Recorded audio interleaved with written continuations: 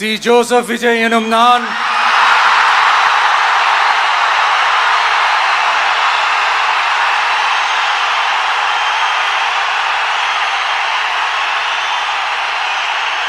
சட்டப்படி அமைக்கப்பெற்ற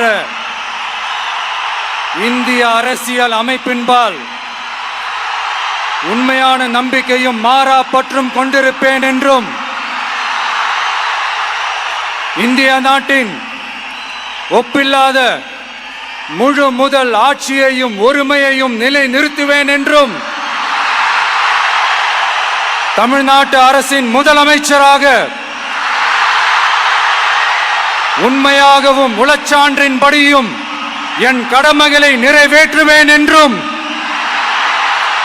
அரசியல் அமைப்பிற்கும் சட்டத்திற்கும் இணங்க அச்சமும் ஒருதலை சார்பும் இன்றி விருப்பு வெறுப்பை விலக்கி பலதரப்பட்ட மக்கள் அனைவருக்கும் நேர்மையானதை செய்வேன் என்றும் ஆண்டவன் மீது ஆணையிட்டு உறுதிமொழிகிறேன். சி. ஜோசப் விஜய் எனும் நான் தமிழ்நாட்டு அரசின் முதலமைச்சர் என்ற முறையில்